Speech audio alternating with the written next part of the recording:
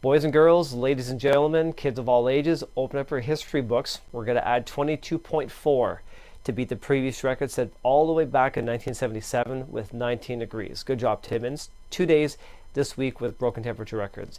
We're going to add our first thunderstorm to the history book as well. We'll talk about that in just a moment. And finally, overcast skies. A little bit chilly for both Moosonee and Hearst with overcast skies for the Moosonee region.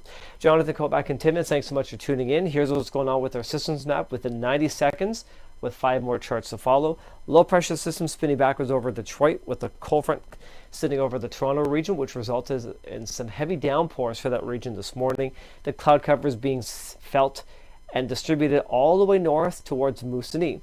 Low pressure system of the week was over Thunder Bay on Friday. It's now towards James Hudson's Bay today, Sunday, with the cold front cutting across Highway 11, which allowed the barometer to bottom out at 29.55 inches around the lunch hour, which is 100.3 kilopascals. Behind the cold frontal passage, the barometer is on the way up again. This whole mess, this trough cold front, produced winds out of the northeast at 15, gusting to 25 kilometers an hour. It felt pretty breezy today. It was definitely a breath of fresh air. For 2 o'clock today, close up with this cold front sitting right across Highway 11, 18 degrees for Kapuskasing, 22 for Timmins. Both sites reporting multiple layers of cloud between the mid and the high levels in the sky for today.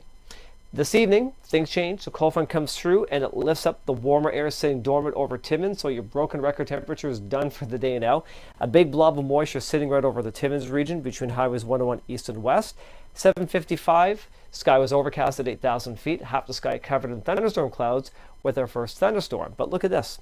10 degrees was the reading at Kapuskasing with a high overcast layer of cloud from the passage of the cold front as the conditions begin to settle down in that neck of the woods. Lightning detector, the only thing I could catch for today was a couple of lightning bolts around the Porcupine region at 7:55 p.m. and that migrated towards the west. And last but not least, a look at a radar loop, and this is for Shelley in York Falls. This is the proof of the Weather Underground weather radar. This bulk of moisture or scattered shower cells moved along Highway 101 east going west of Timmins, so it was moving in the southeast to northwesterly fashion. And as I mentioned on my Facebook group, there was an Air Canada Jazz flight who got a briefing from the flight service saying that the thunderstorm cell was west of Timmins, continuing to wander further away to the west.